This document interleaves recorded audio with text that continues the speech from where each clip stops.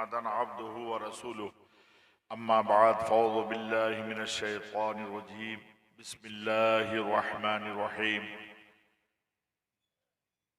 व अम्मा बिनिअमति रब्बिका फहद्दिस सदक़ल्लाहुल अज़ीम व सदक़ रसूलुहुन नबियुल करीम व नहनु अला ज़ालिका मिनश शाहिदीन व शाकिरीन वल्हम्दुलिल्लाहि रब्बिल आलमीन।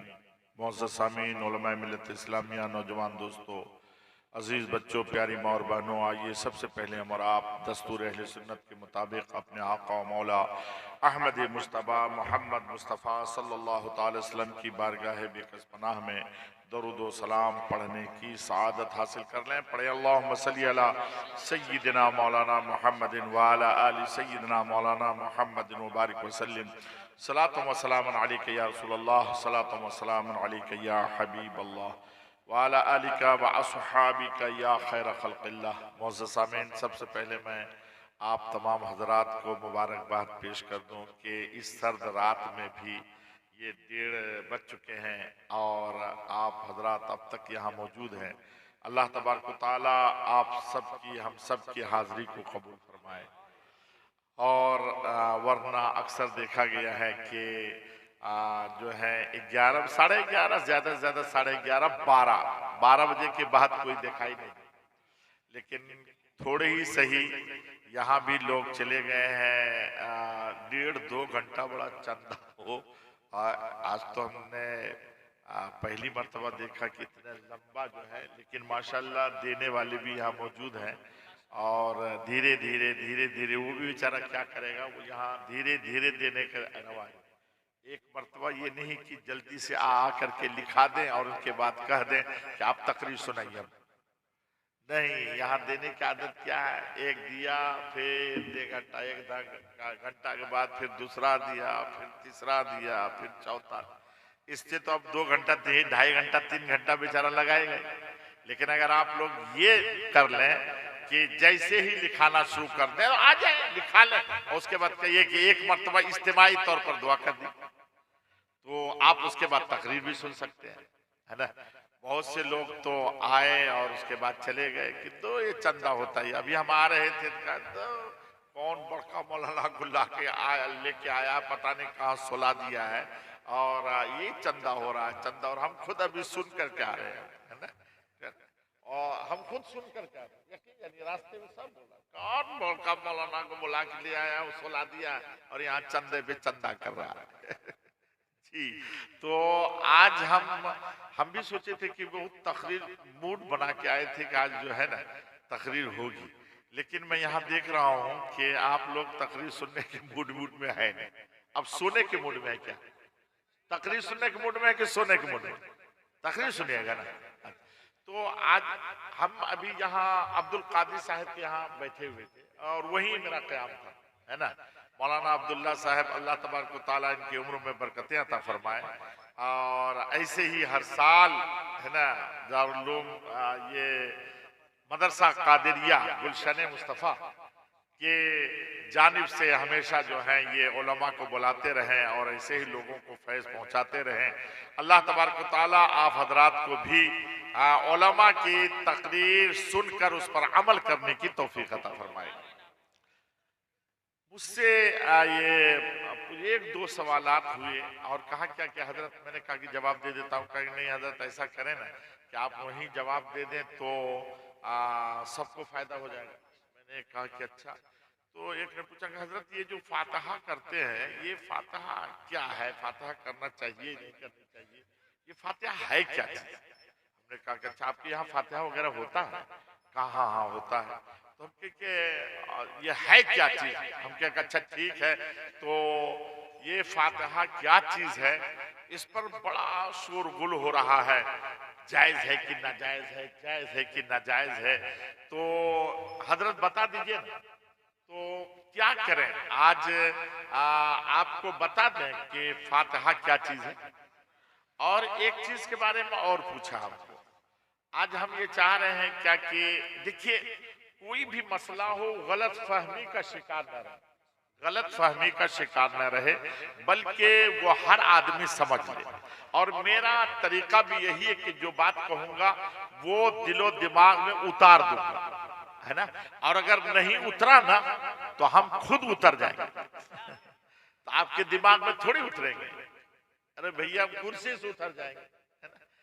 लेकिन अगर समझा नहीं सकेंगे तो समझा दे कि फातिहा जायज है कि ना जायज है, समझाए बोलिए तब, अगर नहीं बोलिएगा तो नहीं समझाएगा, समझा देंगे। अच्छा ये देखिए, एक आदमी सुबह सवेरे घर से निकला मजदूरी करने के लिए, गया, दिन भर मजदूरी किया और मजदूरी किया ने खूब लगन से काम किया, और शाम के वक्त में जब देखा मालिक ने कि भाई एक मजदूर का काम, ये यानी 3 मजदूर का काम एक मजदूर ने कर दिया है, तो अकेले जी, ऐसा मजदूर तो आजकल है नहीं। आजकल तो उनके सर पे सवार रहिए, जब तक रहिए तब तक ठीक है, और जब नहीं है तो खैनी खाने लगे, है ना, खैनी खाने लगे, गुटखा खाने लगे। लेकिन अगर रहिएगा सवार तो धीरे धीरे।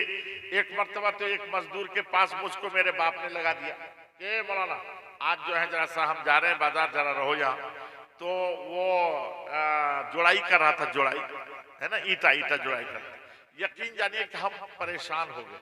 वो कभी उधर जाता था, क्या चीज है, तो ऐसे लंबा लटकाता था, कभी उधर जाता था, कभी इधर आता था, कभी उधर, इधर लटका रहा है, फिर इसको घसका रहा है, फिर उसको, या अल्लाह, यानी 1 घंटे में 2-4 ईंट लगाता था। भला ये इसीलिए कहा गया है कि मजदूरी करो तो ठीक से करो, ताकि अल्लाह उसमें बरकत अता फरमाए, है ना, बरकत अता फरमाए। जितनी ताकत है, जितना ये है, उतना काम कर दो अपने, और उसको जो है टाल मटोल मत करो। अल्लाह ताला उस मजदूर की मजदूरी में बरकत अता फरमाता है जो बेहतरीन से काम करता है। बहरहाल उसने मजदूरी किया, अकेला 3 आदमी का काम कर दिया, और मालिक बड़ा खुश हुआ, उसने पैसा कुछ ज्यादा दे दिया। वो बड़ा खुश हुआ, सोचने लगा कि हम जो है आज बच्चों को जरा अच्छा खिलाएंगे। तो वहां से आया बाजार, तो उनको सूझी कि जरा बेहतरीन से हम खिलाएं, अपने बच्चों को अच्छा खाना खिलाएं। तो उसने कुछ पैसे से क्या किया कि सूजी ले लिया। सूजी समझते हैं आप? सूजी समझते हैं? उसको आप लोग सूजी बोलते हैं, कोई और चीज तो नहीं बोलते। हाँ, सूजी लिया। अच्छा ये बताइए कि सूजी जायज है कि ना जायज है? जायज है। तो उसने सूजी खरीद लिया और कुछ पैसा से चीनी खरीद लिया। चीनी समझते हैं ना? चीनी जायज है कि ना जायज है? जायज है। और कुछ पैसा से उन्होंने घी खरीद लिया। घी जायज है कि ना जायज है? जायज है। और कुछ पैसा से उन्होंने और कुछ मसाला वसाला लिया और वहां से घर आ गए। घर आने के बाद अपनी बीवी को दे दिया कि ये लो, इसका कुछ बना डालो, जो मन में आए बना डालो। उसने क्या किया, घी को गर्म किया और उसमें सूजी डाल दिया। अच्छा ये बताइए कि घी गर्म होने के बाद वो जायज रहता है कि नाजायज हो जाता है? बोलिए ना, बोलिए ना। और उसके बाद उसमें सूजी डाला और उसको लाल कर लिया। अब घी है, सूजी है, एक ही जगह, ये जायज रहा कि नाजायज हो गया? जायज रहा। और उसके बाद क्या किया, उसने उतार लिया उसको लाल करके और पानी डाल करके उसमें चीनी डाल दिया और उसको खूब गर्म किया और गर्म करके शीरा बना लिया। शीरा तो चीनी और पानी दोनों मिल गया, तो ये जायज रहा कि ना जायज हो गया? जायज रहा। अब उसके वही शीरा में उसने गरम वो सूजी को घी मिला हुआ उसमें डाल दिया। अब घी भी है, सूजी भी है, चीनी भी है, पानी भी है, चारों चीज इकट्ठा है। तो ये चारों चीज इकट्ठा है, तो ये अब जायज रहा कि ना जायज है? अभी भी जायज है। और उसके बाद क्या किया कि उसकी बीवी ने चला उला करके कुछ ये करके उसको नीचे उतार लेते। अच्छा नीचे उतारने के बाद वो जायज रहा कि ना जायज हो गया? अभी भी जायज है। चलिए, और उसके बाद थोड़ी देर के लिए मान लीजिए उसका नाम रख दिया हलवा। हाँ थोड़ी देर। अच्छा नाम रखने से हलवा वो जायज रहा कि ना जायज हो गया? जायज रहा। अच्छा, और उनके बाद उसने क्या किया कि अब खाना है, खाना है तो सामने रखेगा कि पीठ के पीछे रखेगा? अरे बोलिए ना भैया, कि अलमारी में रखेगा कि ताक में रखेगा? अरे खाना है तो कहां रखेगा? सामने। सामने। अच्छा सामने रखने से जायज रहा कि ना जायज हो गया? अच्छा यहाँ मौलाना साहब ने हम हमसे कहा था कि यहाँ के आदमी उतने पढ़े लिखे नहीं, हजरत बड़े आसानी से समझाने की कोशिश कीजिएगा, लेकिन हम तो यहाँ देखते हैं कि सब मुफ्ती है, बाप रे बाप, सब कह रहा है जायज है जायज है, बाप है, सब पढ़े लिखे हैं माशाल्लाह माशाल्लाह। अच्छा, वो सामने रखने से वो जायज रहा कि ना जायज होगा? उसने अपने बच्चों को, अपनी बच्चियों को, अपने शौहर को बुलाया खाने के लिए, दस्तरखान बिछा के सामने में है रखा हुआ। अब उनका शौहर आ गया, बच्चे भी मौजूद है, बीवी भी मौजूद है, खाना है, उनको खाना है ना, खाने की बात है ना। अब जैसे ही आया तो वो बेचारा मजदूर रोने लगा और कहा, ए परवरदिगारा, ए खालिक कायनात, ए मौला तबारक तआला, तूने मेरे हाथ में ताकत दी, आंख में रोशनी दी, पाँव में कुव्वत दिया, तूने मैंने मजदूरी की और पैसा मिला और मैंने ये सुख खरीदा, ये तेरी नेमत है मौला, ये सारी तेरी नेमत, मैं तेरा कितना शुक्रिया अदा करूं मौला, मैं शुक्रिया अदा नहीं कर सकता, लेकिन तूने जो कुरान अपने महबूब पर उतारा है, दिल मचलता है और दिल मचला और उन्होंने कुलिया काफिरून पढ़ दिया। अब बताइए कि जायज रहा कि ना जायज हो गया? और दिल और मचला है, 3 मरतबा कुल हुवल्लाह पढ़ दिया, जायज रहा कि ना जायज हो गया? दिल और मचलता है, कुल औज़ु बिरब्बिल फलक, कुल औज़ु बिरब्बिन नास पढ़ दिया। अब बताइए कि जायज रहा कि ना जायज हो गया? दिल और मचला, सूरह फातिहा यानी अलहम्दुलिल्लाह शरीफ पढ़ दिया। अब बतलाइए जायज रहा कि ना जायज हो रहा? खुदा की कसम, कुरान के इसी चंद सूरतों के पढ़ने का नाम फातिहा। फातिहा ढोल बजाने का नाम नहीं है, फातिहा नाचने का नाम नहीं है, फातिहा गाने का नाम नहीं है, फातिहा कुरान के पढ़ने का नाम है। अगर कुरान के पढ़ने से वो नाजायज हो जाए तो समझ लो कि वो शख्स हलवा को नाजायज नहीं कह रहा है, सूजी को नाजायज नहीं कह रहा है, चीनी को नाजायज नहीं कह रहा है, सामने रखने को नाजायज नहीं कह रहा है, बल्कि कुरान के पढ़ने को नाजायज कह रहा है। और जो कुरान के पढ़ने को नाजायज कहे वो हाजी हो सकता है, नमाजी हो सकता है, लेकिन मुसलमान नहीं हो सकता। सुभान अल्लाह, क्या बात है। नारे तकबीर, नारे रिसालत, हजरत अल्लामा मौलाना मुफ्ती ज़ुबैर आलम साहब सिद्दीकी, नारे तकबीर, नारे रिसालत। बतलाइए फातिहा जायज हुआ कि नाजायज हुआ? आज के बाद से कोई कहेगा नाजायज तो आप उसकी बात मानिएगा कि नहीं मानिएगा? हाँ सुनिए, ये सुनिए, मैं इस्लाह कर रहा हूँ, कल कोई ये ना बोले कि वो क्या क्या बोल के चले गए। देखिए, ये पाबंदी इसीलिए लगा जाती है कि कहीं लोग समझ न ले, असली बात समझ न ले, इसीलिए पाबंदी लगाई जाती है ना। अच्छा क्या हमसे पूछ लिया और हमने आपको बता, आप समझ गए कि नहीं समझ गए? अच्छा एक बात बताइए, आप लोग खाना वाना खाते हैं? खाते हैं ना? अच्छा मुर्गा मुर्गी खाते हैं कि नहीं खाते? खाते हैं, सही में खाते हैं। अच्छा मुर्गा मुर्गी का उजड़ी बूटी खाते हैं कि नहीं? उजड़ी बूटी समझते हैं ना आप? नहीं खाते हम लोग। एक कैसा मुसलमान में सही में नहीं खाते हैं। अच्छा चलिए उजड़ी बूटी, अच्छा लेकिन सच सच बोलिएगा, बिल्कुल मछली खाते हैं? अब मछली को उजड़ी बूटी खाते हैं? अच्छा नहीं खाते, ये बिल्कुल सच बोलिएगा। बकरा बकरी, भैंस बैल, भैंस, ये सब का उजड़ी बूटी खाते हैं? सच बोलिए, सच बोलिए, खाते हैं?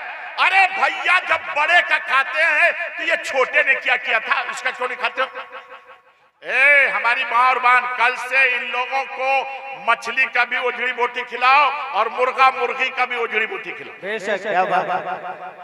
अरे भैया जब छोटे का नहीं खाते हो तो बड़े का क्यों खाते हो? और अगर बड़े का खाते हो तो छोटे का क्यों नहीं खाते? अगर बड़ा जायज है तो छोटा ना जायज क्यों? और अगर छोटा ना जायज हो तो बड़ा जायज क्यों? खाइएगा मुर्गा मुर्गी का उजड़ी बोटी खाइएगा।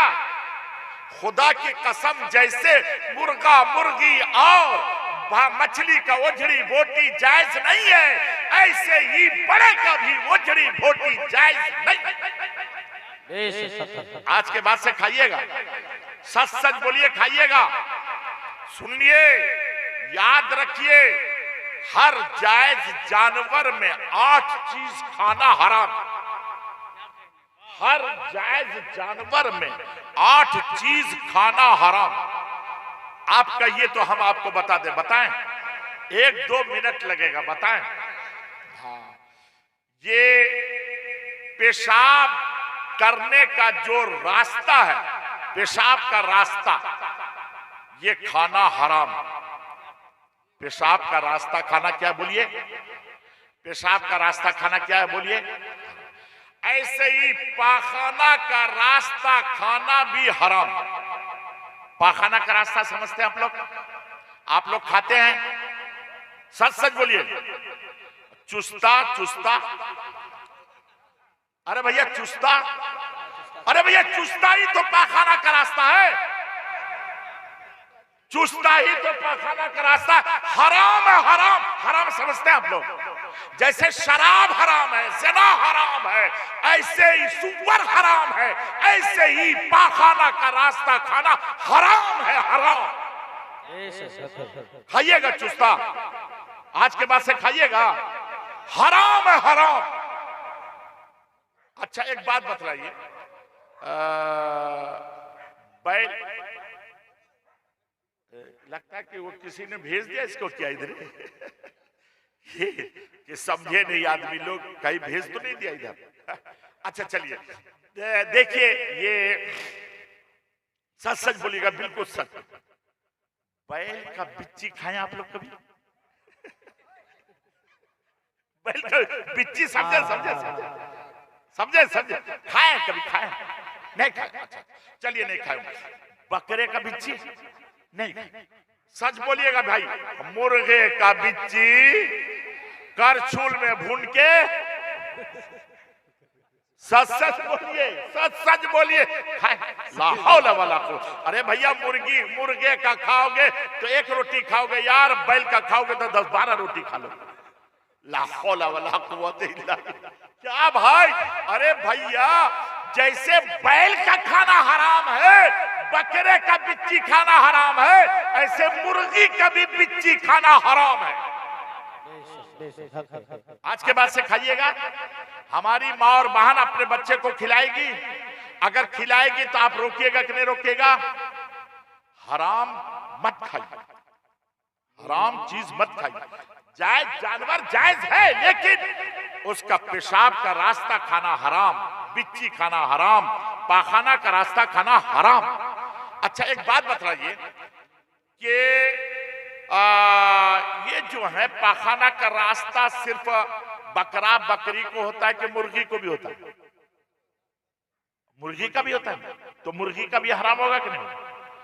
नादिर जमाली साहब एक मरतबा एक जगह दावत में क्या क्या हमारी थाली में वही दे, हम कहते हैं भैया ये क्या है? कहा हजरत खाइए ना, बड़ा अच्छा लगता है, पुल पुल करता है, बड़ा अच्छा लगता है। ला हौला वला कुव्वत या अल्लाह, वो हराम है, हराम। हमको बताए कि हराम है। उसी के बाद से अगर मैं कभी कहीं जाता हूं तो मुर्गी खाने में बड़ा डर लगता है। पता नहीं क्या डाल दिए है वहां की औरतों ने। आज हमारी माँ और बहन सुन रही है, लिहाजा मुर्गा मुर्गी का भी पाखाना का रास्ता फेंक दो। हरगिज़ वो जायज नहीं है, नहीं है, जायज नहीं है।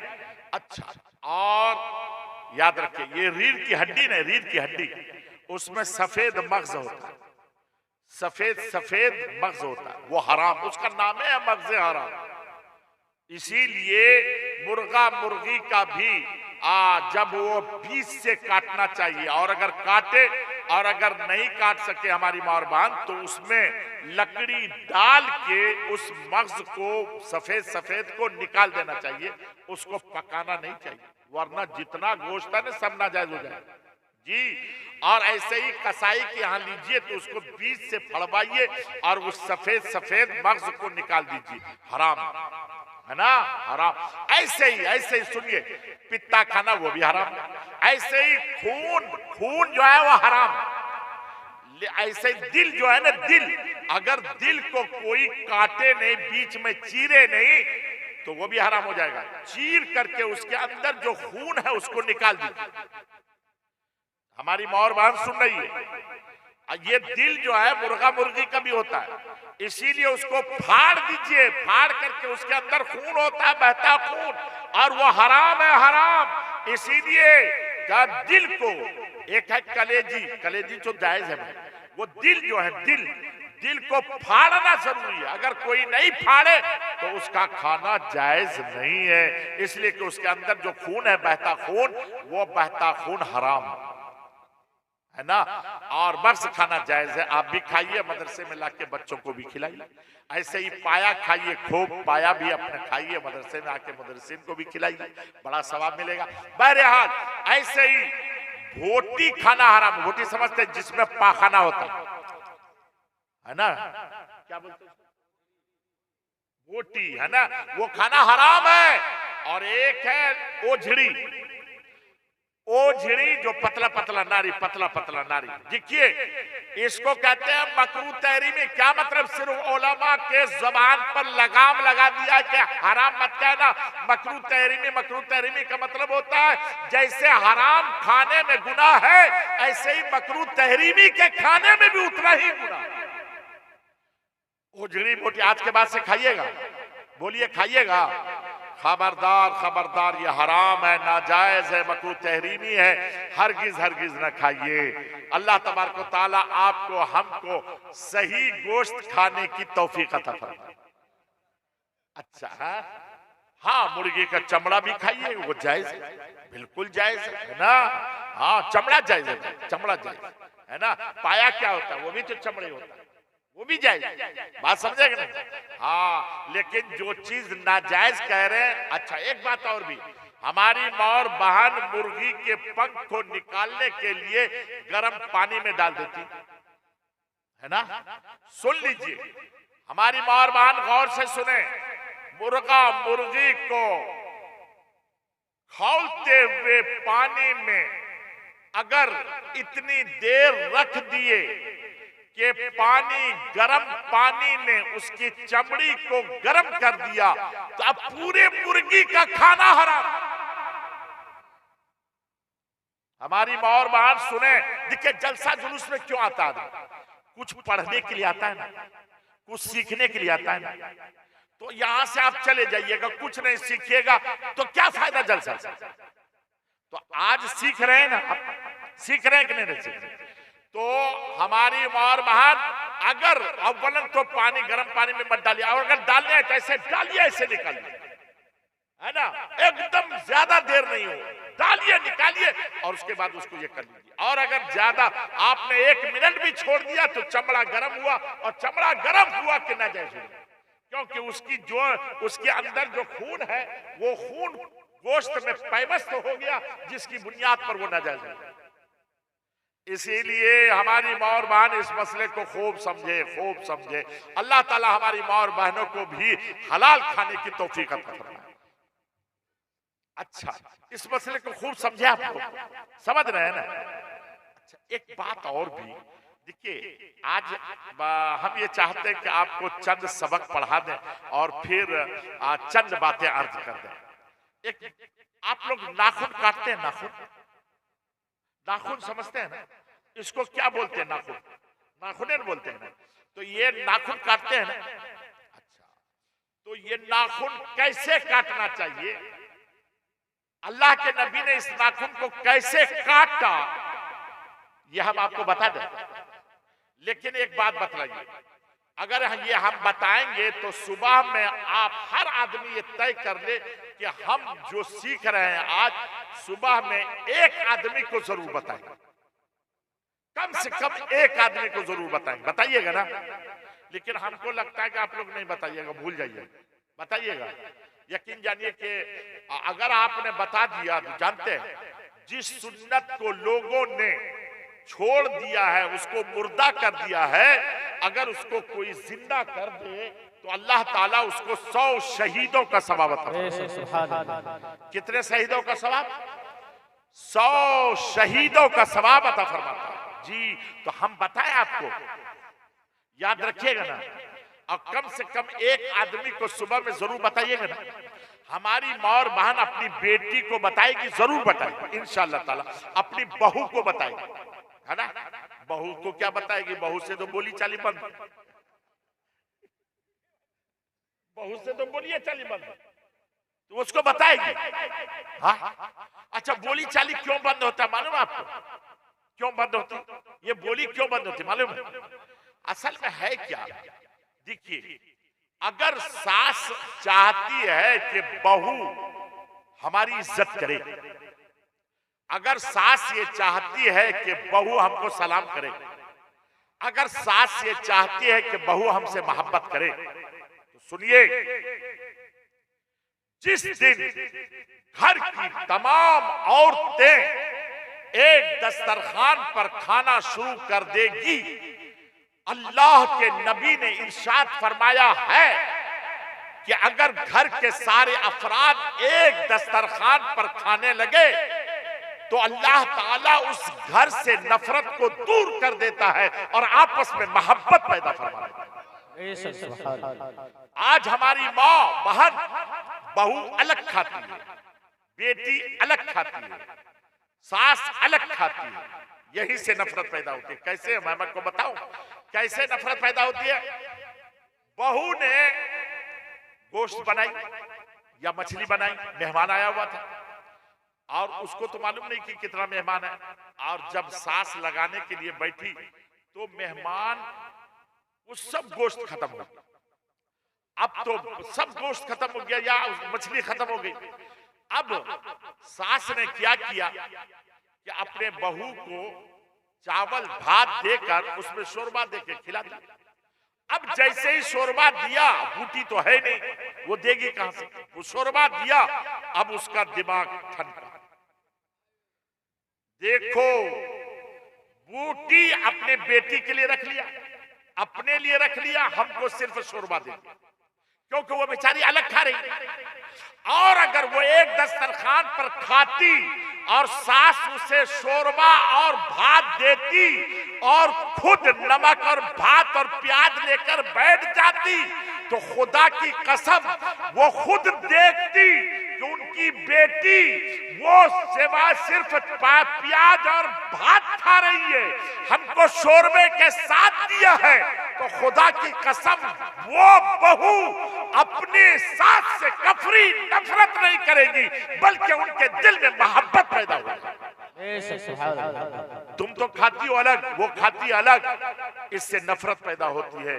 और आज हमारे घर का भी दस्तूर ये हो गया है, हर कोई अलग अलग खाता है। हालांकि नबी अकरम सल्लल्लाहु ताला अलैहि वसल्लम एक दस्तरखान पर खाना खाते थे। हजरत उम्मे सलमा फरमाती हैं कि नबी के लिए हम लोगों ने जब खाना निकाला तो मैं भी खा रही थी, हजरत सरकार भी खा रहे थे उसी प्लेट में, और उनकी जो बेटा था हजरत सलमा का, उम्मे सलमा का जो बेटा था दूसरे शहर से, वो भी खा रहा था, और वो कभी इधर खाता था कभी उधर। नबी ने उनके हाथ को पकड़ा और कहा अपने आगे से खाओ। तो ये इस बात की दलील है कि नबी के अंदाज खाने का ये था कि अपने घर में मिलकर खाते थे, एक साथ एक दस्तरखान पर खाते थे। हजरत आयशा फरमाती हैं कि जब मैं और नबी खाते थे तो नबी चूस कर जिस हड्डी को रख देते थे, मैं उसे उठा लेती थी और उठाकर उसी जगह मुंह रखती थी जहां नबी रखते थे, और मैं चूसती थी।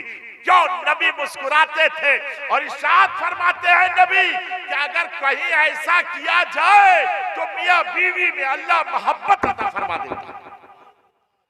आजकल क्या है, सब अलग अलग खा रहा है। तो एक सुन्नत को जिंदा कीजिए कि अपने घर में माहौल बनाइए कि सब मर्द एक साथ खाइए और औरतें सब एक साथ खाए, माहौल बनाइएगा। और अगर इस सुन्नत को जिंदा कर दीजिएगा तो अल्लाह ताला 100 शहीदों का सवाब अता फरमाएगा, 100 शहीदों का सवाब अता फरमाएगा। हमारी माँ और बहन भी करे, अपने घर से नफरत को दूर करे। मैं ये अर्ज कर रहा था कि नाखून कैसे काटा जाए बताएं, दूसरे को भी सुबह में बताइएगा ना। देखिए, हमारे उस्ताद से शारह बुखारी इमाम नवस सैयद गुलाम जिलानी मेरठी अलैहिर्रहमा, वो कोई मसला हम लोगों को बताते थे ना, तो कहते हैं यही है कि कहीं दूसरी जगह चला गया, नहीं यही। माशाअल्लाह माशाअल्लाह, अल्लाह अकबर, माशाअल्लाह माशाअल्लाह, है ना। अच्छा, अरे भाई थोड़ी देर मुझे और बर्दाश्त कर लीजिए ना। बताएं कि नहीं बताएं? बताएं। कि छोड़ दे का अब अगले साल बतला दे ना। सुनिए, अच्छा याद रखिएगा ना, और दूसरे को बतलाइएगा कि नहीं बतलाइएगा, वादा। अच्छा सुनिए, देखिए ये है एक हाथ और ये है दूसरा हाथ, इसको कहते हैं दाहिना हाथ, इसका काम दूसरा है। ये है बायां हाथ, इसका काम दूसरा है। बायां हाथ का काम है पेशाब पाखाना साफ करना, नाक साफ करना। दाहिने हाथ का काम है खाना खाना पीना, है ना। दायां हाथ का काम बाएं हाथ से मत लीजिए, बाएं हाथ का काम दाहिने हाथ से मत लीजिए। नबी ने मना फरमाया है कि बाएं हाथ से खाओ पियो नहीं। नबी ने फरमाया है कि बाएं हाथ से पेशाब और पाखाना साफ करो, बाएं हाथ से चाय मत पियो, खाना मत खाओ, पानी मत पियो। आज के बाद से बाएं हाथ से चाय पीजिएगा। हमने देखा है कि जिसको अल्लाह ने दौलत दे दी है या थोड़ा सा ग्रेजुएशन कर लिया है तो वो क्या करेगा, चाय पिएगा ना बाएं हाथ से पिएगा। और सुनिए, हदीस शरीफ में आया है कि बाएं हाथ से शैतान खाता पीता। कौन खाता पीता, बोलिए कौन खाता पीता है? अगर किसी को देख लीजिए बाएं हाथ से खाते पीते तो समझ जाइए कि वो कौन है। अरे बोलिए ना भैया जी। तो शैतान को अगर देखना है तो देखिए कि बाएं हाथ से कौन चाय पीता है। जैसे ही बाएं हाथ से चाय पिए तो समझ लीजिए कि वो शैतान है ना। इंसानी शक्ल में क्या है, वो शैतान है। आज के बाद से नहीं पीजिएगा ना। और सुनिए कैसे नाखून काटा जाए। ये जो दाहिना हाथ है, दाहिना हाथ, ये दाहिना हाथ है ना, ये दाहिना हाथ का जो ये शहादत वाली उंगली है जिससे औरतें झगड़ा करने में हिला हिला के झगड़ा करती है ना, तो ये उंगली शहादत वाली उंगली है ना, इसके नाखून को सबसे पहले काटा जाए। दाहिना हाथ के इस नाखून को सबसे, उसके बाद उसके बगल में जो है उसके नाखून को काटा जाए। उसके बाद जो उसके बगल में है उसके नाखून को काटा जाए। उसके बाद ये छोटी उंगली के नाखून को काटा जाए और उसके बाद बायां हाथ आ जाएगा। नहीं, इसीलिए तो समझा रहे हैं, है ना। हाँ, शहादत उंगली से शुरू किए, उसके बाद बीच वाली, उसके बाद इसके बगल वाली, फिर ये छोटी उंगली, चार नाखून काटा। अब आ जाइए बायां हाथ। बायां हाथ के छोटे से शुरू कीजिए, छोटे नाखून से, है ना, ये छंगुलिया से यहां से शुरू कीजिए और उसके बाद उसके बाजू वाला, फिर उसके बाजू वाला, फिर उसके बाजू वाला, फिर मोटी अंगुली, ये अंगूठा इसको, और सबसे आखिरी में दाहिने हाथ के अंगूठे के नाखून को काटिए। दाहिने से शुरू कीजिए, दाहिने पर खत्म कीजिए। यही है नबी की सुन्नत। याद रहेगा, याद रहेगा। यहां से शुरू कीजिए, काटते जाइए, छोटी पे आइए, छोटी से शुरू कीजिए, मोटी पे आइए, फिर आखिरी में दाहिने हाथ ही के अंगूठे की मोटी उंगली के नाखून को काट कर छोड़ दीजिए। ये है नबी की सुन्नत। अच्छा, नाखून तो काटते हैं कि नहीं काटते? काटते ही है, तो क्यों नहीं नबी की सुन्नत के एतबार से काटिए ताकि नाखून काटना इबादत बन जाए। तो आप दूसरे को भी बता के 100 शहीदों का सवाब अता कीजिए, लीजिएगा ना, बताइएगा ना। है याद आ गया? हाँ, माशाअल्लाह माशाअल्लाह, अल्लाह का शुक्र है कि याद हो गया। अच्छा, और पांव के नाखून को कैसे काटा जाए बता दे, वो भी कि पर साल बता दें, इसी साल बता दें। हाँ चलिए, इसको भी याद रखिएगा ना। तो पांव के नाखून को सबसे पहले दाहिना पांव के छोटी उंगली के नाखून को काटिए और उसके बाद एक तरफ से काटते चले आइए और मोटी पर खत्म कर दें, है ना। और उसके बाद बाएं पांव की मोटी से शुरू कीजिए और छोटी पर खत्म कर दें। यानी यहां से इस छोटी से शुरू कीजिए और बाएं पांव के छोटी पर खत्म कीजिए। यह है पांव के नाखून का सुन्नत तरीका काटने का। नबी ने ऐसे ही काटा है, आप भी काटिए ताकि नाखून काटना नबी की सुन्नत अदा हो जाए। याद हो जाएगा, याद हो जाएगा, याद हो जाएगा। अच्छा, नहीं नहीं, अच्छा वो भी बतला देंगे, लेकिन एक बात बतला दीजिए ना, ये कि आखिर नाखून काटे तो कौन सा दिन खाते, ये भी बता देंगे नहीं बता दें। देखिए, एक दिन नाखून काटना सही नहीं, एक दिन, और वो दिन है मंगल का दिन। मंगल का दिन नाखून न काटा, लेकिन खूब बढ़ा हुआ है तो काटना चाहे तो उस दिन भी काट सकते हैं, लेकिन उस दिन नहीं काटना चाहिए, बुजुर्गों ने मना किया। ऐसे ही मंगल के दिन ऑपरेशन भी नहीं कराना चाहिए। अक्सर ऑपरेशन मंगल के दिन कराने से वो नाकामयाब होता है, कामयाब नहीं होता मंगल के दिन। ऐसे ही हजरत अली ने फरमाया कि मंगल के दिन दर्जी को कपड़ा मत दो। मंगल के दिन कपड़ा, बोलिए बोलिए बोलिए, दर्जी को मत दो, है ना, क्योंकि मंगल के दिन कटा हुआ कपड़ा या तो वो पहनने वाला सेहतमंद नहीं रहता है, या फिर वो कपड़ा जल जाता है, या कपड़ा जो है वो डूब जाता है, खराब हो जाता है। इसीलिए हजरत अली ने फरमाया कि मंगल के दिन दर्जी को कपड़ा मत दिया करो। अच्छा, तो नाखून में मंगल के दिन ना काटे। किस दिन काटिएगा नाखून की आपकी तिजारत खूब नफा होगा। कौन सा दिन है कि नाखून काटिएगा तो अल्लाह ताला आपको बीमारी से शिफा अता फरमाए। कौन दिन ऐसा है कि अगर आपने नाखून काटा तो अल्लाह ताला आपके आपस में घर में मोहब्बत पैदा कर देता है। बताएं बताएं बताएं, कौन सा दिन नाखून काटने से? सुनिए, अगर आपने इतवार के दिन नाखून काटा तो तिजारत आपकी बहुत चलेगी, दुकान बहुत चलेगी। लेकिन अगर कोई शख्स चाहता है कि हमारी तिजारत भी चले, मोहब्बत भी हो, शिफा भी हो, तो वो जुमा के दिन नाखून काटे। तो जुमा के दिन जो नाखून काटेगा अल्लाह तबारक व तआला तमाम नेमतों से नवाज देगा। जी, तो काटिएगा ना नाखून जुमा के दिन? बोलिए, काटिएगा ना? काटिएगा कि नहीं काटिएगा? अल्लाह तबारक व तआला हम सबको नेक काम करने की तौफीक अता फरमाए और 100 शहीदों का सवाब अदा करने का अता अल्लाह ताला हम लोगों को अता फरमा दे। हाँ, क्या बतला रहे? कुछ बोलिए बोलिए।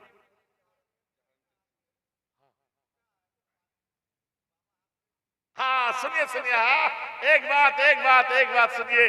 बहुत अच्छा सवाल किया है भाई कि अगर दाहिना हाथ से तो खाना खाए हैं, अब पानी पीना है तो क्या करें, बायां हाथ से पानी पी लें, ये उन्होंने सवाल किया है। तो सुनिए, आए है अल्लाह ताला हम लोगों को ऐसे ही सवाल करने की तौफीक अता फरमाए।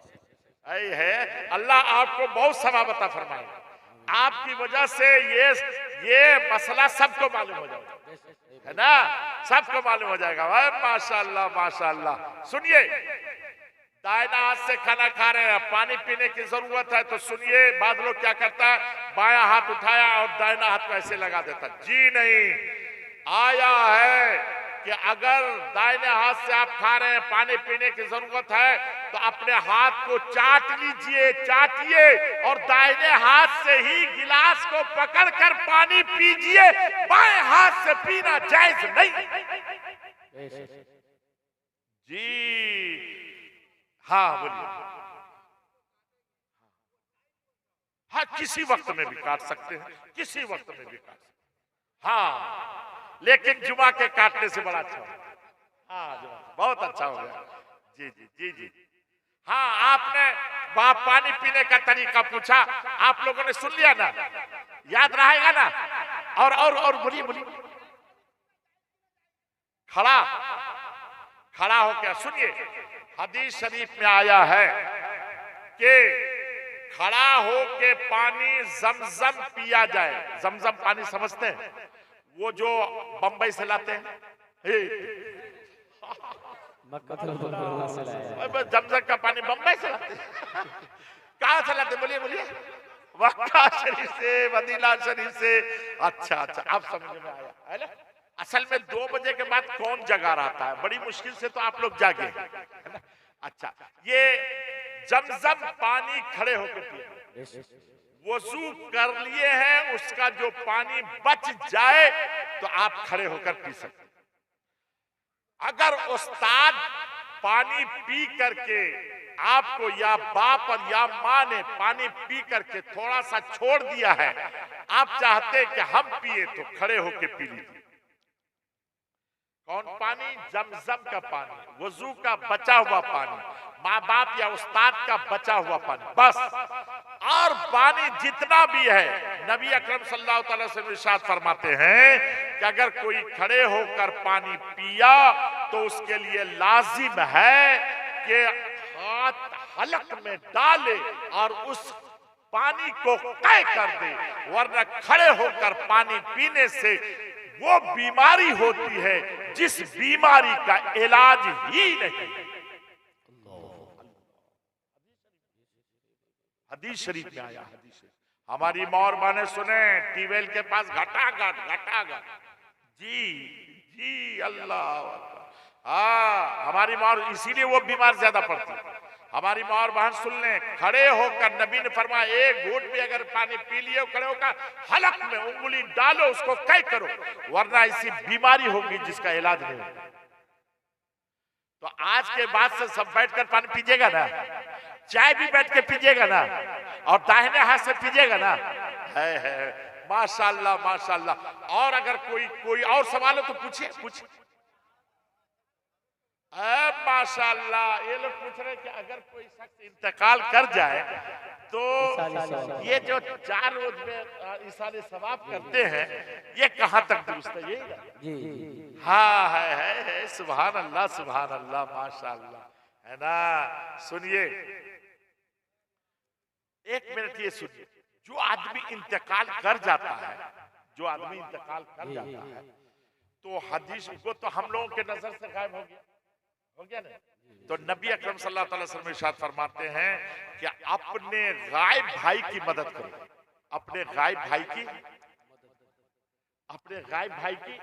मदद करो। अच्छा सुनिए, एक तो यह है कि इंतकाल कर जाए तो मदद करो, और एक यह है कि कहीं गायब रहे तो मदद करो, ठीक है। और मिशकात शरीफ, यह हदीस की किताब है, मिशकात शरीफ, उसमें आता है हजरत मुईस रहमतुल्लाह रदियल्लाहु ताला अन्हु, इनसे कुछ खता हो गई, सरजत हो गई, इनको संगसार किया गया। संगसार करने के बाद इनको दफन कर दिया गया।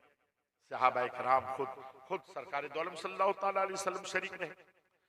और तीसरे रोज सरकार दो आलम सल्लल्लाहु ताला अलैहि वसल्लम बाहर निकले और इरशाद फरमाते हैं, चलो अपने भाई के लिए दुआए मगफिरत करें। अपने मुईस अपने भाई के लिए क्या करें? बोलिए। किस रोज बोला? तीसरे रोज। किस रोज नबी बोले? और इकट्ठा किया, और उनके बाद नबी अकरम सल्लल्लाहु अलैहि वसल्लम ने दुआए मगफिरत की। इसी का नाम है तीजा। इसी का नाम क्या? बोलिए। तीजा चारुम, जिसको हम लोग बोलते हैं तीजा चारुम, इसी का नाम है जी। तो हदीस शरीफ से ये साबित है। और सुनिए, बाद में ये कहते हैं कि जो शख्स इंतकाल किया उसका अमल खत्म हो गया, अब तो कुछ भी करो वो अमल नहीं जाएगा। नहीं, सुनिए, जनाजा जो हम लोग पढ़ते हैं, जनाजा भी दुआ है, मैयत के लिए भी, हाजिर गायब मुज़क्कर मुअन्नस सबके लिए है कि नहीं? है ना। अल्लाह मग़फ़िर लिल हय्यना मय्यतना शाहिदना गायबना, ये कहते कि नहीं? तो ये क्या है? मग़फ़िरत की दुआ है कि नहीं? तो और हदीस शरीफ में क्या आया है कि अगर कोई शख्स कोई इंतकाल कर जाए, उनके जनाजे में 40 मुसलमान मिलकर दुआए मग़फ़िरत कर दें, तो अल्लाह की रहमत से उम्मीद है कि अल्लाह ताला उनके तमाम गुनाहों को माफ फरमा दे। कितना आदमी बोलिए तो?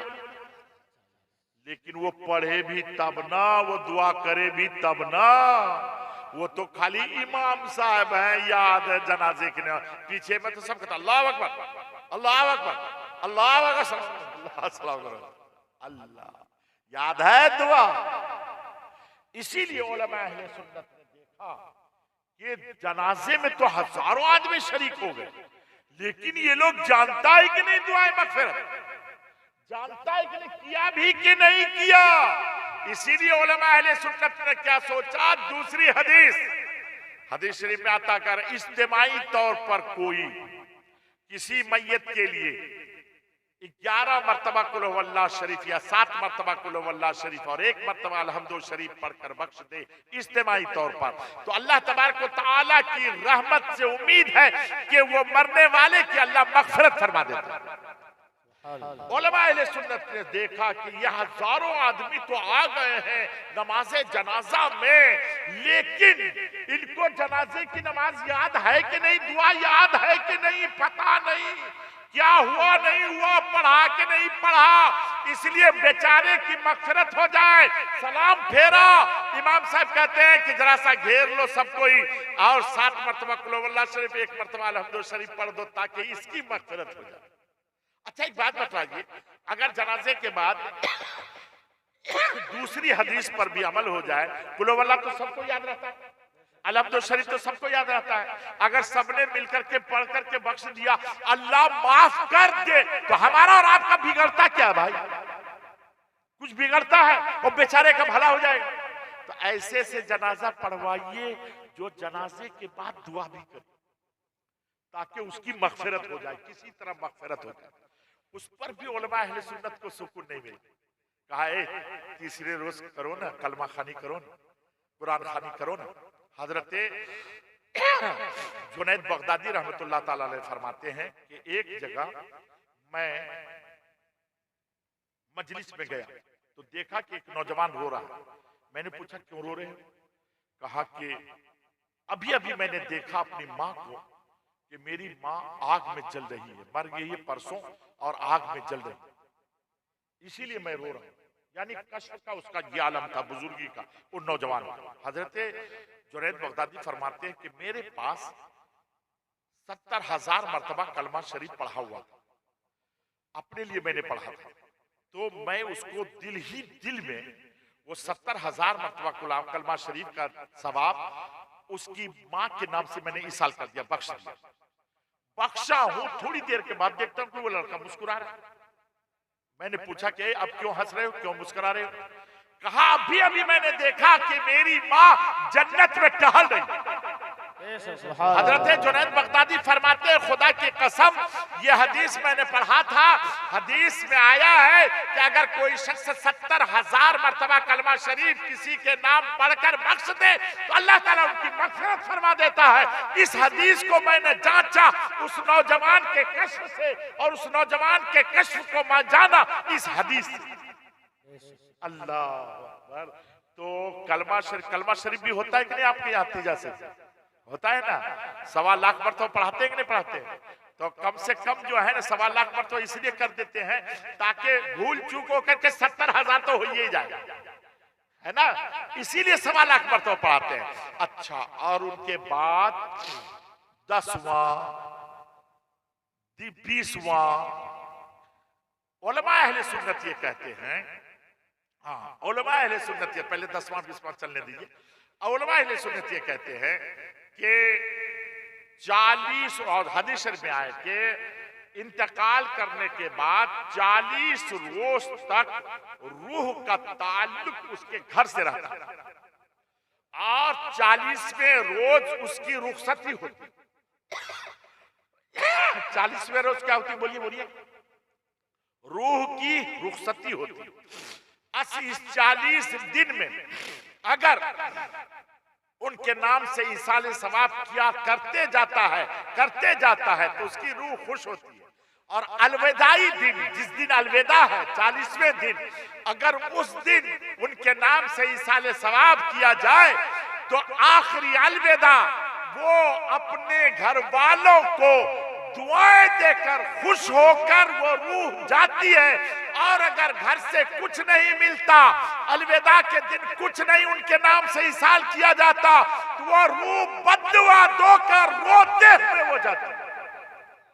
अब आप बतलाइए, हदीस शरीफ में आया है 40 दिन तक ताल्लुक रहता है, हदीस शरीफ में आया, हदीस शरीफ में आया है कि मुर्दे का ताल्लुक जो रूह का ताल्लुक रहता है इंतकाल के बाद कितने दिन तक, बोलिए तो 40, और 40वें दिन क्या होती है उसके रुखसती, और उसके बाद हदीस शरीफ में आया है फिर हर जुमेरात को मोमिन की रूह को आजाद किया जाता है और वो अपने घर के दरवाजे पर आकर इंतजार करती है वो रूह कि कोई इसाले सवाब करे, और फिर साल में एक मर्तबा 15 शाबान को, यानी उस रात को 15वें शाबान के रात को रूह को आजाद किया जाता है। वो घर पे आती है वो रूह और इंतजार करती कि हमारा घर वाला कोई इसाल करे। अगर उस दिनों में इसाल किया जाता है, फातिहा की जाती है, उनके नाम से कुछ दिया जाता है, तो वो रूह रुखसत होते होते दुआएं देकर जाती है, और अगर नहीं तो वो मायूस होकर वापस पलट जाती है। अब आपको ये इख्तियार है कि आप अपने लिए उस मय्यत से दुआ लीजिए या कुछ और लीजिए, वो आप समझिए, आपका काम समझे। इसलिए उलमा अहले सुन्नत कहते हैं कि अपने मय्यत के नाम से 40 दिन तक रुखसती के दिन भी मिलाद, फातिहा, कुरान खानी, कलमा खानी कराओ ताकि तुम्हें दुआएं देकर रुखसत हो, और उनके बाद हर जुमेरात को उनकी कब्र पर जाओ। बुखारी शरीफ की हदीस है कि अगर कोई बेटा अपने माँ बाप की कब्र पर जाता है तो अल्लाह तबारक व तआला उस बेटे के रिज्क में बरकतें अता फरमा देता है और उम्र भी बढ़ा देता है। जी, अगर कोई लड़का अपने माँ बाप की कब्र पे जाता है तो उसकी उम्र बढ़ा देता है, रोजी बढ़ा देता है अल्लाह। बुखारी शरीफ की हदीस है। और अच्छा, एक बात और भी मैं आपको बता दूं, अगर अभी माँ बाप इंतकाल नहीं किया है, तब अगर आप चाहते हैं कि रोजी में बरकत हो और आपके उम्र में बरकत हो, तब क्या कीजिएगा? तब क्या कीजिएगा? अभी तो माँ बाप इंतकाल नहीं किया है, तब क्या कीजिएगा? उसको मारिएगा, उसको मारिएगा, माँ को गाली दीजिएगा, माँ की तौहीन कीजिएगा, तब जो है तब आपकी उम्र बढ़ जाएगी। माँ की तौहीन कीजिएगा। बोलिए बोलिए बोलिए। अगर नहीं इंतकाल किया है तब क्या कीजिएगा? हाँ, देखिए तो बाप, तो आपका बेटा करता है ना आपका सेवा? अल्लाह करे कि करता हो, नहीं तो आजकल दो ये बुढ़वा कब मर जाए कि इसका कब मर जाए, खो खो खो खो करते रहता, कब मर जाए। हाय रे हाय है। नेमत समझिए, नेमत समझिए। माँ बाप को बहुत बड़ी नेमत है, खुदा की कसम, माँ बाप बहुत बड़ी नेमत है। अगर आप ये चाहते हैं कि आपकी उम्र में बरकतें हो जाए तो अपनी माँ की खिदमत कीजिए, अपने बाप की खिदमत कीजिए। और मेरे दोस्त याद रखिए, माँ का हाथ चूमने के लिए, आपका हाथ चूमने के लिए है, उनका, मेरे दोस्त, उनका मारने के लिए माँ का बदन नहीं, तौहीन करने के लिए नहीं। अल्लाह अकबर। मुझको बड़ा अफसोस आता है ऐसे नौजवान पर जो अपने माँ बाप की तौहीन करते हैं। खुदा की कसम बड़ा अफसोस आता है कि कैसा है बेटा जो अपने माँ बाप की तौहीन करता है, और वो भी बीवी के कहने पर, बीवी के कहने पर, बेवकूफ, बीवी के कहने पर माँ बाप की तौहीन। तुम्हें शर्म नहीं आती है? ऐसा नौजवान जो अपनी बीवी के कहने पर अपने माँ बाप की तौहीन करते हैं, मैं उनको एक बात कहता हूँ, यहाँ से आजमाइए, यहाँ से जाइए। जो नौजवान अपने माँ बाप की तौहीन करता है अपनी बीवी के कहने पर, यहाँ से जाना, और जाने के बाद अपनी बीवी को उठाना। तुम्हारी बीवी तो सो गई होगी, उठाना, उठाने के बाद कहना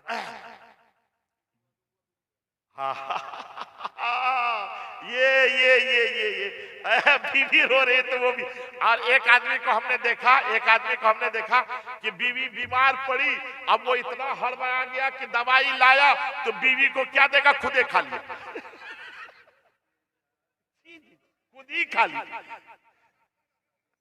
जी जी जी। अच्छा, तो देखिए ऐसा नौजवान जो अपने बीवी के कहने पर अपने माँ बाप की तौहीन करता है, गालियां देता है, अपने माँ बाप को मारता है, उनको बुरा भला कहता है, ऐसे नौजवान से मैं मुखातब हूं। ऐसे नौजवानों से मैं, हाँ, एक मिनट जरा सा ये बयान कर दूं, फिर आप हमको पूछिएगा, जरूर पूछिएगा। अच्छा, एक मिनट बयान कर दूं। पहले ये पूछ ले, वो पूछ ले। कहना है कि पिज़्ज़ा का खाना कैसा है? माशाअल्लाह माशाअल्लाह। अल्लाह तबारक व तआला तुम्हारी नानी और दादी सबको अल्लाह ताला मगफिरत फरमा दे, और अगर वो जिंदा है तो अल्लाह ताला उनको सेहत और तंदुरुस्ती अता फरमा दे। आमीन सुम्मा आमीन। हाँ, इन्होंने कहा कि ईसाले सवाब का खाना, सुन लीजिए, तीजा 10वां 20वां 40वां में मालदारों को दावत देना जायज नहीं, मालदारों को खिलाना जायज नहीं। वो गरीब मिस्कीन इनको खिलाया जाए, और जो रिश्तेदार कुरान खानी में शरीक हो रहा है, जो रिश्तेदार कुरान खानी कलमा खानी में शरीक होने के लिए आया है, उसके लिए खाना जायज है। ऐसे ही जो मालदार बगैर दावत के कुरान खानी और कलमा खानी में शरीक हुआ है और उसको घर वाला खिला दे तो उसका खाना भी जायज है। दावत दे के खिलाना मालदारों को जायज नहीं। बात समझ में आई आपको? फर्क समझ में आया? फर्क समझ में आया? अगर कोई मालदार उसके यहाँ जाए कुरान खानी करने के लिए, कलमा खानी करने के लिए, मिलाद में शरीक हो गया बगैर खाने की दावत के, और घर वालों ने वहां पकड़कर उसको खिला दिया तो उसका खाना जायज है। मैंने अपने फतवे की किताब जिसका नाम है फतवाए सीमांचल, ये इतनी मोटी है, 650 सफ़हात पर मुश्तमिल है, 1000 सफ़हात 1000 मसाइल उसमें है।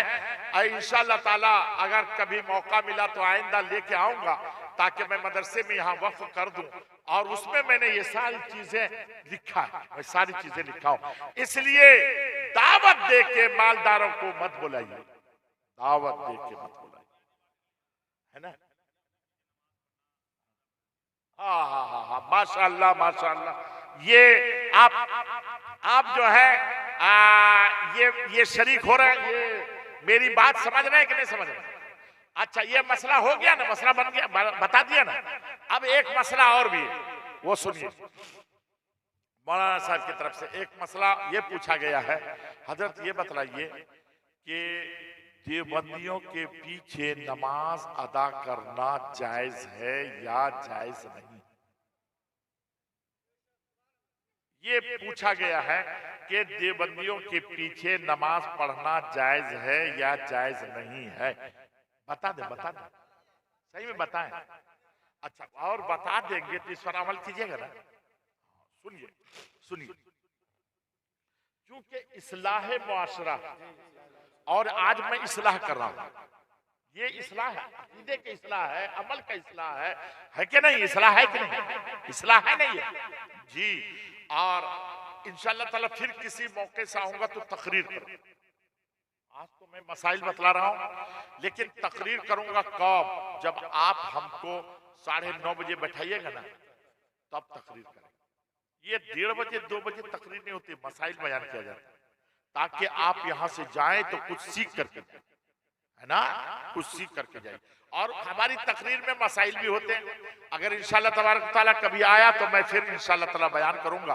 आज तो मैंने यार यकीन जानिए कि मैं ये सोच के आया था कि आज मुस्लिम माशरे में जो बुराई है और उसका जो इलाज है वो बताऊंगा, है ना। ये माशरे में बुराई और उसका इलाज, ये बताने की ख्वाहिश थी। बहरहाल आप लोगों ने अल्हम्दुलिल्लाह मदरसे का बहुत ताउन किया, बहुत ये किया। आज मैं आखिरी एक बात और भी बता दूं, चूंकि और भी मुक़र्रिर यहाँ मौजूद है और यहाँ 2:30 बजे 1 घंटा मेरा हो गया, 1 घंटा हो गया, और भी मुक़र्रिर है, उनको भी आपको सुनना है ना, उनको भी सुनना है ना। तो एक मसला वो क्या कि देवबंदियों के पीछे नमाज जायज है कि नहीं, एक याद रखिएगा। सुनिए सुनिए, गौर से सुनिए। हमारा और आपका अकीदा है कि हुजूर सल्लल्लाहु अलैहि वसल्लम सबसे आखिरी नबी है ना, है ना अकीदा। हुजूर के बाद कोई नया नबी पैदा नहीं होगा। हुजूर के बाद कोई भी नबी पैदा, बोलिए बोलिए, नहीं हो। अगर कोई शख्स कहे कि नहीं पैदा हो सकता है, हुजूर के बाद भी कोई दूसरा नबी पैदा हो सकता है, तो बताइए कि वो मुसलमान रहेगा कि नहीं रहेगा? वाह वाह वाह। हम लोगों का अकीदा यह है कि हुजूर आखिरी नबी है, इनके बाद कोई दूसरा नबी पैदा नहीं हो सकता। और अगर कोई कहे कि पैदा हो सकता है, किताब में लिख दे कि पैदा हो सकता है, तो वो मुसलमान। अच्छा ये बताइए, अल्लाह ताला ने सबसे ज्यादा इल्म किसको दिया? बोलिए तो, किसको दिया? बोलिए। नबी को। नबी से ज्यादा इल्म अल्लाह ने किसी को नहीं दिया। अल्लाह ने नबी को जितना, हुजूर सल्लल्लाहु अलैहि वसल्लम को, हमारे और आपके नबी को, रसूल को, हुजूर को, मोहम्मद रसूलुल्लाह को अल्लाह ने जितना इल्म दिया है, इससे ज्यादा इल्म किसी को, बोलिए ना, किसी को, फरिश्तों को भी, शैतान को भी सबसे ज्यादा इल्म किसको दिया है? अल्लाह ने हुजूर सल्लल्लाहु अलैहि वसल्लम। अब अगर कोई कहे कि नहीं, हुजूर से ज्यादा इल्म शैतान को है, तो वो मुसलमान रहेगा कि नहीं रहेगा? रहेगा, बोलिए। है माशाअल्लाह माशाअल्लाह। आपका अकीदा, हमारा अकीदा ये है हुजूर आखिरी नबी हैं, और हमारा और आपका अकीदा ये है अल्लाह ने सबसे ज्यादा इल्म है ना नबी को अता फरमाया, शैतान से भी ज्यादा इल्म नबी को अता। अगर कोई कहता है, लिखता है कि नहीं नबी से ज्यादा इल्म शैतान को है, तो वो मुसलमान। माशाअल्लाह माशाअल्लाह माशाअल्लाह। अच्छा एक बात बतलाइए, हुजूर सल्लल्लाहु ताला अलैहि वसल्लम की तरह किसी को इल्म है? आम आदमी को है, जानवर को है, पागल को है, बच्चा को है? अगर कोई शख्स, हमारा और आपका अकीदा यही है कि हुजूर के इल्म की तरह किसी का इल्म नहीं है, यही अकीदा है। अगर कोई शख्स ये कहे कि हुजूर को जितना इल्म था उतना बच्चा को भी है, पागल को भी है, मजनू को भी है आना, और जैद उमर बकर को भी है, तो वो मुसलमान रहेगा? हुजूर के इल्म को ये घटिया आदमी से तशबीह दे तो वो मुसलमान रहेगा? वो मुसलमान रहेगा? नहीं रहेगा, वो मुसलमान नहीं है। इस मसले को अगर आपने समझ लिया है, तो अब हमको कह ले दीजिए कि मौलाना कासिम नानोतवी बानिए दारुल उलूम देवबंद, उनकी किताब है तहजीरुन नास, उनके सफा नंबर ना सफा नंबर 3 पर बिल्कुल शुरू में, किसी किताब में 2, किसी किताब में 3, सफा नंबर बिल्कुल शुरू में वो क्या है? उन्होंने कहा हुजूर आखिरी नबी नहीं है। अगर कोई हुजूर है ना, ये आम लोगों का ख्याल है कि हुजूर आखिरी नबी, आपके बाद कोई नबी नहीं होगा, लेकिन जो अक्लमंद आदमी है उनके नजदीक हुजूर के बाद भी कोई दूसरा नबी पैदा हो सकता है। अस्तगफिरुल्लाह अस्तगफिरुल्लाह। तो ये तहजीरुन नास में है। कासिम नानोतवी जो दारुल उलूम देवबंद के बानी हैं, उन्होंने ये लिखा है। और सुनिए, खलील अहमद अम्बेठवी, अम्बेठी के, अम्बेठा के रहने वाले थे खलील अहमद अम्बेठवी, मौलाना खलील अहमद अम्बेठवी, ये सरदार हैं देवबंदी उलमा के। उन्होंने बरहाने कातिया में लिखा है कि हुजूर से ज्यादा अल्लाह ने शैतान को इल्म दिया, नौज़ुबिल्लाह मिन ज़ालिक। और जिसकी और काफ अशरफ अली थानवी ने हिफ्जुल ईमान सफा नंबर 8 पर लिखा है कि हुजूर को जैसा इल्म था वैसा इल्म जैद उमर बकर, बल्कि जानवर, बहाइम और बल्कि मजनू यानी पागल को भी हासिल है, नौज़ुबिल्लाह मिन ज़ालिक। इसी बुनियाद पर, इसी अकीदे के बुनियाद पर उन लोगों पर कुफ्र का फतवा है। और ये कुफ्र का फतवा सिर्फ हिंदुस्तान के उलमा ने नहीं दिया है, हरमैन शरीफ के, इराक के, मिस्र के, है ना, जॉर्डन के, हर जगह के उलमा ने उन पर कुफ्र का फतवा दिया। इस बुनियाद पर जो काफिर हो जाता है उसके पीछे नमाज जायज, उसके पीछे नमाज जायज। लिहाजा अगर कोई पढ़ेगा तो उसकी नमाज हाँ याद रखिएगा, उनकी नमाज नहीं होगी। और याद रखिएगा अगर कोई मुसलमान समझ करके पढ़े, मुसलमान समझ करके पढ़े, अरे भैया तब तो उसका ईमान खत्म हो जाएगा जी, तब तो उसका ईमान है, उसकी बीवी उसके निकाह से निकल जाएगी जी। इसलिए खुदा के लिए आप अहले सुन्नत व जमात से ताल्लुक रखते हैं तो अहले सुन्नत व जमात के पीछे ही नमाज पढ़िए। और अरे भैया जब हम अहले सुन्नत से हैं तो हम काहे को इधर उधर जाएं? हमको लड़ाई झगड़ा के फसाद की जरूरत क्या है? हम क्यों लड़ाई झगड़ा करेंगे भाई? हम जो है भाई नहीं पढ़ेंगे, आपका अलग अकीदा, हमारा अलग अकीदा, बात खत्म। आपका अलग अकीदा, हमारा, हम क्यों झगड़ा करेंगे? आप अपने इस पर हैं तो रहिए आप अपने, हम जो अपने इस पर हैं हम अपना रहेंगे, क्यों झगड़ा करेंगे? आज के बाद से झगड़ा भी नहीं होना चाहिए, झगड़ा भी सही नहीं, बस एहतियात कीजिए और अपने आप को, अपने ईमान को बचाइए। मरने के बाद कोई साथ नहीं जाए। हाँ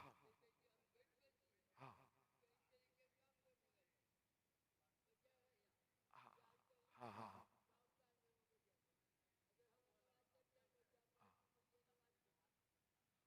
वो देबंदी है ये नहीं, याद रखे। जो हुजूर सल्लल्लाहु अलैहि वसल्लम को आखिरी नबी मान ले और सबसे ज्यादा आलिम उन्हीं को माने, शैतान को कम, और उसके बाद जो है किसी से तशबीह नहीं दे, वो देवबंदी है ये नहीं, वो सुन्नी है। अपने आप को कुछ भी कहे वो, लेकिन वो सुन्नी है और उसके पीछे नमाज जाए। हाँ तो वही कहे ना कि जो देवबंदी उसको कहते हैं जो हुजूर को आखिरी नबी न माने।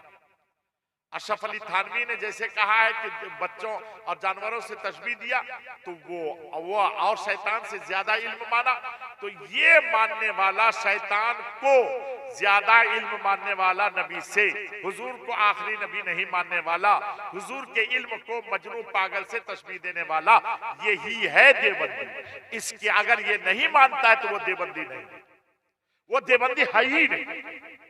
झूठ बोलते हैं लोग कि हम देवबंदी है, देवबंदी नहीं।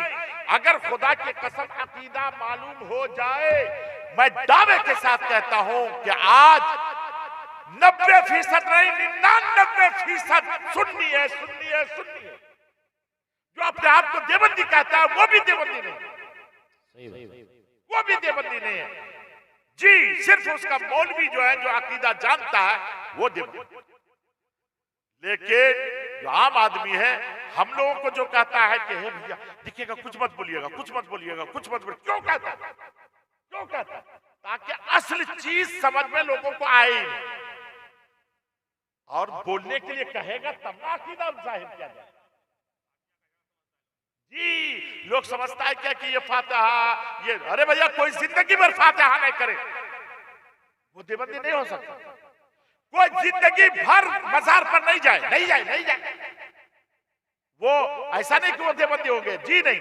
कोई जिंदगी भर सलाम नहीं पढ़े, नहीं पढ़े, नहीं पढ़े, सवाब नहीं मिलेगा उसको। हाँ तो जमात में तो वही जाएगा जो देवबंदी हो। जमात में जाना जायज नहीं। क्यों? वहां जाता किस्ता है कि नमाज पढ़ने के लिए लेके जाते हैं, सिखाने के लिए, नमाज सिखाने के लिए, तो गया वो नमाज सिखाने के लिए, उसमें ये मजार कहां से चलाया भाई? उसमें सलाम जो है खड़े होकर के नाजायज पढ़ना, ये कहां से सीख के चलाया? फातिहा जायज नहीं है, ये कहां से सीख के चला गया था? तो वो नमाज सीखने के लिए, वो उलमा अहले सुन्नत को गाली देना कहां से सीख लिया गया था? तो नमाज सीखने के लिए। वो फातिहा को और मज़ारात पे जाना को नाजायज कैसे समझ लिया? वो गया था तो नमाज पढ़ने के लिए, नमाज सीखने के लिए गया था, तो यही सब काम करने के लिए गया था। इसीलिए नमाज का बहाना है अकाईद को बदलना, इसीलिए जाना जायज नहीं।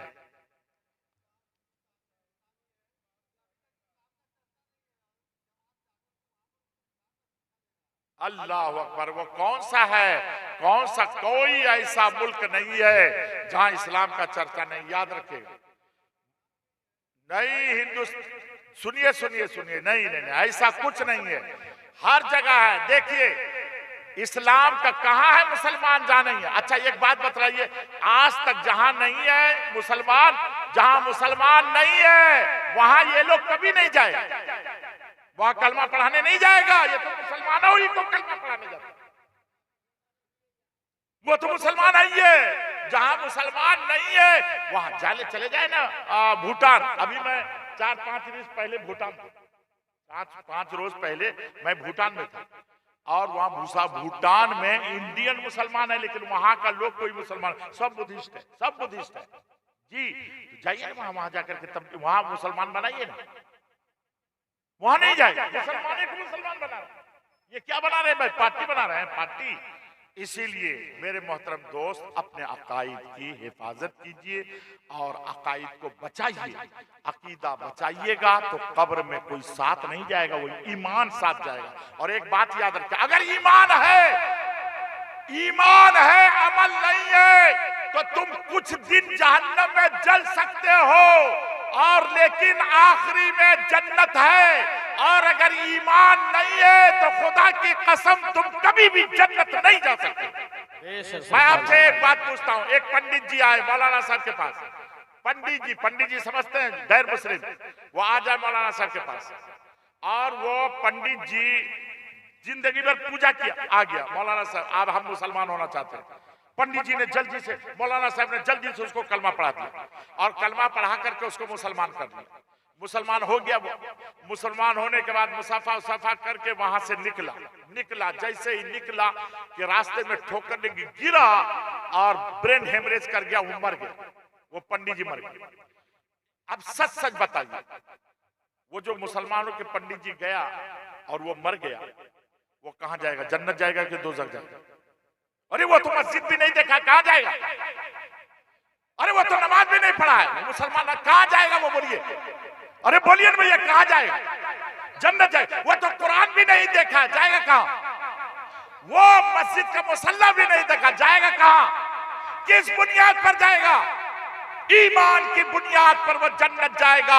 आदमी जब भी जन्नत जाएगा अमल की बुनियाद पर नहीं जाएगा, जाएगा तो ईमान की बुनियाद पर जन्नत, ईमान की बुनियाद पर जन्नत, याद रखिए। और अल्लाह तबारक व तआला आपको, हमको, सबको हमेशा ईमान पर कायम रखे। हाँ सुनिए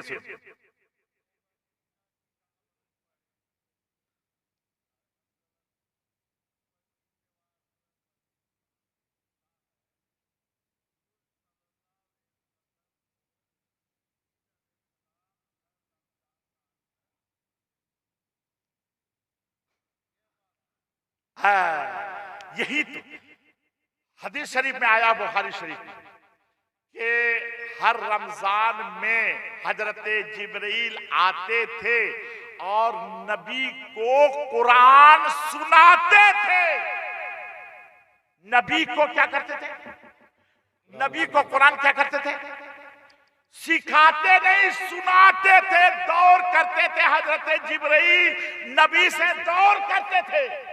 और जिस साल नबी इंतकाल फरमाएंगे, इस दुनिया से जाएंगे, उस साल हजरत जिब्राइल ने 2 मरतबा दौर किया नबी की बारे में, 2 मरतबा दौर किया। तो सुनाने आते थे हजरत जिब्राइल, सिखाने नहीं आते थे। यही तो फर्क है भाई। उन्होंने क्या लिख दिया? जिब्राइल सिखाने आते थे, यानी वो उस्ताद थे जिब्राइल। क्या बोलता है, कुछ बोलता है, समझता भी नहीं, समझता। नबी का उस्ताद कौन है? नबी है उम्मी।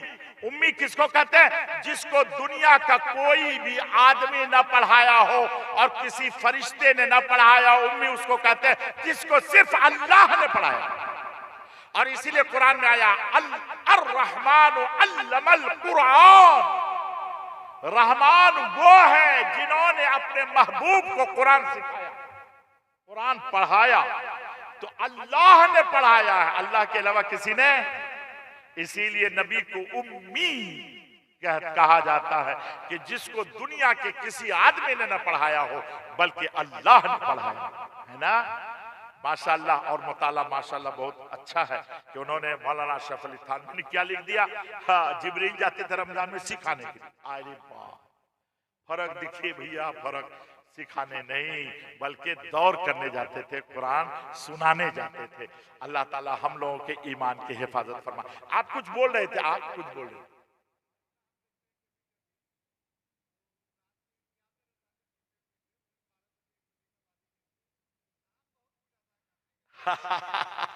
अच्छा, एक बात याद रखिए, हम है मुफ्ती साहब, हम है मुफ्ती साहब और हम मसला उसला तो बताते हैं। हम जो है ना तावीज़ गल्ला करते हैं और ला ये सब भैया तावीज़ गल्ला भी ले करते हैं और ये सब भी ले। लेकिन सुनिए, जो हमने उलमा से सुना, पढ़ावड़ा नहीं भाई, ये सब बात हमने नहीं पढ़ा। हम तो मुफ्ती साहब है, काजी साहब है, फैसला करते हैं। लेकिन हमने उलमा से सुना है कि कोई आदमी अगर सांप देखे तो वो घबराए नहीं। लोग ये समझता है कि सांप है तो दुश्मन, लोग यही समझता है कि सांप देखा तो। उलमा फरमाते हैं सांप देखा तो सांप ने अगर काटा उसको ख्वाब में, तब समझिए कि दुश्मन नुकसान पहुंचा रहा है। और अगर काटा नहीं है तो खुशकिस्मत हैं आप कि अल्लाह आपको दुश्मनों से महफूज रखेगा और हमेशा महफूज रखेगा। इसलिए है ना, तो उलमा से मैंने सुना। बहरहाल इसका ताल्लुक मसले से नहीं, मसले से नहीं है, मसले से, मसला से आगे मत बढ़िए, सिर्फ मसला। तो बहरहाल इंशाअल्लाह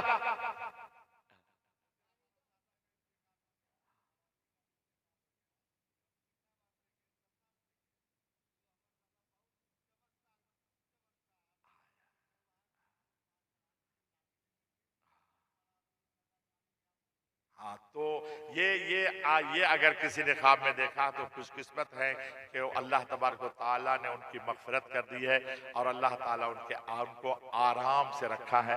ये बड़ी खुशकिस्मती है और उनके लिए आपको इंडिकेट कर रहा है आपका बाप, आपकी माँ आपको, कि देखो जैसे मैं वजू के लिए पानी मंगाता हूँ, बेटा तू भी अभी भी समझ जा, अपने लिए भी तू ऐसे ही कर, तू भी नमाज पढ़, तू भी, ताकि मुझको आराम में देख रहा है तो किसकी बुनियाद पर देख। अगर तुम भी चाहते हो यही जो अपने बाप को अपने माँ को देख रहे हो तो तुम भी आराम करो, तुम भी नमाज पढ़ो और तुम भी लोटा से पानी ऐसे ही मंगवाओ। ये इंगिकेट करता है, ये इत्तला देता है। और ये जो है बड़ा अच्छा ख्वाब है आपको। आप खुशकिस्मत है कि मरने के बाद भी माँ बाप आपकी रहनुमाई कर रहे हैं, रहनुमाई कर रहे हैं। आप उनकी बात पर अमल कीजिए और नमाजी बनिए। अल्लाह ताला हम सबको 5 वक्ता नमाज उनके वक्तों पर जमात के साथ अदा करने की तौफीक अता फरमाए। आमीन सुम्मा आमीन। आलिम यहाँ मौजूद हैं, इंशाल्लाह फिर किसी मौके से आऊंगा। तो ये 1.5 घंटा मैंने ये कर लिया है।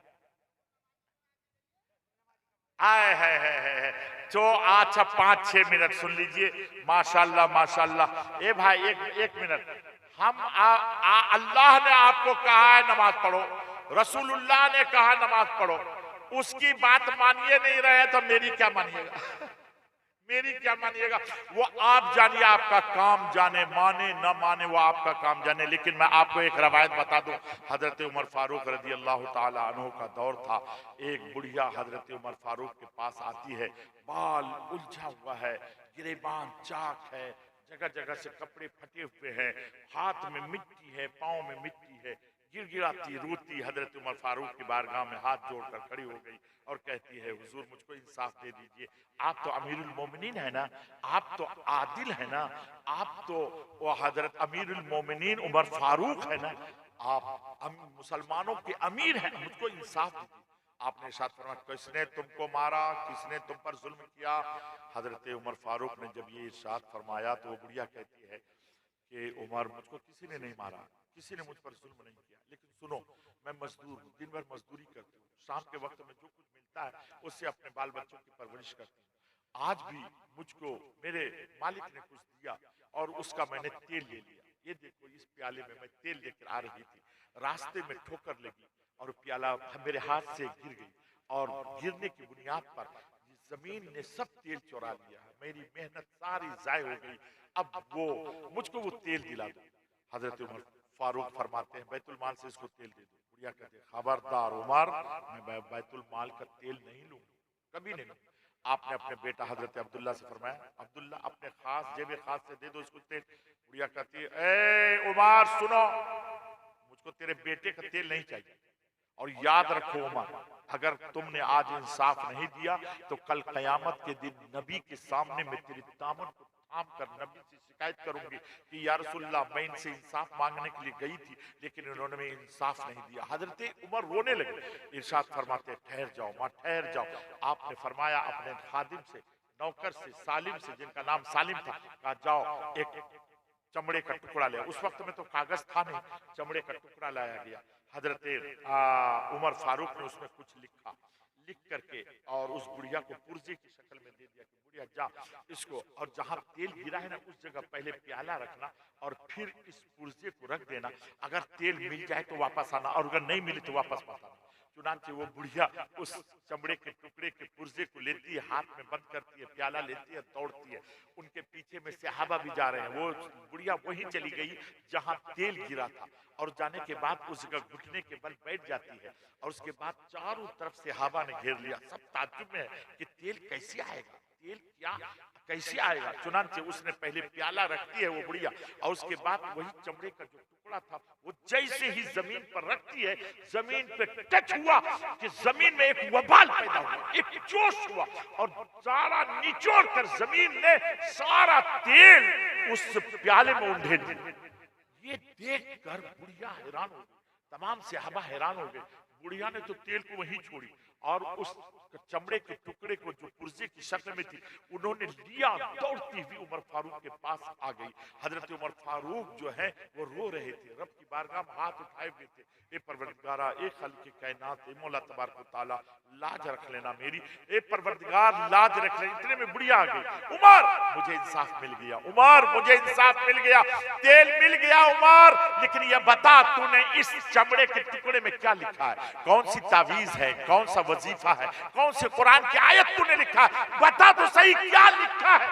हजरत उमर फारूक रोते हुए इरशाद फरमाते हैं बुढ़िया, बूढ़ी माँ तुम देखना चाहती हो कि मैंने इसमें क्या लिखा है, आओ करीब आ जाओ, करीब आ जाओ। उनको करीब बुलाते हैं, उनके हाथ से उस चमड़े के टुकड़े को लेते हैं। सहाबा इकराम भी आ गए, सब आपने इरशाद फरमाया आओ तुम लोग भी करीब आओ, और उनके बाद आप दिखलाते हैं और कहते हैं खुदा की कसम मैंने इसमें कोई तावीज नहीं लिखा हूं, कोई आयत नहीं लिखा हूं, कोई सूरत नहीं लिखा हूं, मैंने तो सिर्फ इसमें यह लिखा है कि जमीन तो इस बुढ़िया के तेल को वापस कर दे, तू नहीं करेगा तो तेरे सीने पर मैं किसी बेनमाजी को दफन कर दूंगा। बेनमाजी के दर से जमीन कांप जाती है, बेनमाजी के लिए जमीन बद्दुआएं करती है, बेनमाजी के लिए जमीन कहती है कि तुम मेरे सीने पर चलते हो, चलो जितना चलना है चलो। तुम मेरे सीने पर पेशाब करते हो, कार जितना करना है कार। तुम मेरे सीने पर पाखाना करता है, कार। तो रात के सन्नाटे में मेरे सीने पर चढ़कर दूसरी की बहु बेटियों की इज्जत लूटता है, लूट जितना लूटना है लूट। ये जमीन कहती है तू मेरे सीने पर चढ़कर जुआ खेल, तू मेरे सीने पर चढ़कर शराब पीता, दारू पीता, पी जितना पीना है पी, लेकिन याद रख जब तेरी सांस रुक जाएगी, तेरा दम घुट जाएगा और तू मर जाएगा और मेरे अंदर में आएगा तो जमीन कहती उस वक्त में मैं रहूंगी और तू रहेगा। मैं तेरी हड्डी और पसलियों को एक कर दूंगी, दाएं को बाएं और बाएं को दाएं, कोई बचाने वाला नहीं होगा। आज जितना पेशाब करना है कर ले, आज जितना पाखाना कर ले, आज मेरे सीने को चीर कर तू अपने बिल्डिंगों की तामीर करता कर ले। आज तू मेरे सीने पर हल चलाकर अपने फसलों को लहलाता है, लहला ले। लेकिन याद रख अगर तू अपनी पेशानी रब की बारगाह में झुका देता है और उसके बाद तेरी मौत हो जाती है और तू मेरे अंदर में आता है तो ये जमीन कहती है उस वक्त में मैं तुझसे ऐसे प्यार करूंगी जैसे माँ अपने बेटे से प्यार करती है। माँ अपने बेटे से प्यार करती है।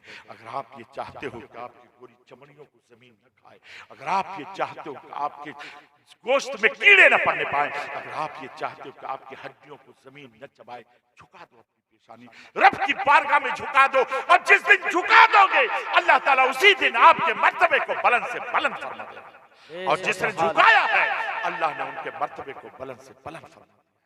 अल्लाह तबारक व तआला हम सबको पक्का और सच्चा नमाजी बनाए। मेरे दोस्त, मेरी बात को मत मानो, लेकिन जमीन की आवाज को सुनो। इसी के नीचे जाना है, दफन होना है, आज नहीं तो कल जाना है, और यकीनन जाना है। इतनी हकीकत है, इससे कोई इनकार नहीं कर सकता। अगर जमीन पर चलो तो अपनी पेशानी को भी जमीन पर झुकाओ। 5 वक्त नमाज पढ़ो। 5 वक्त में वक्त कितना लगता है? खेत में है तो वहीं पढ़ लीजिए, और अगर आपका घर मस्जिद से दूर है तो घर में पढ़ लीजिए, और करीब में अजान की आवाज आती है तो मस्जिद जाइए। जमात से पढ़िएगा तो 27 दर्जा सवाब ज्यादा मिलेगा, घर में पढ़िएगा तो एक ही नमाज का सवाब मिलेगा।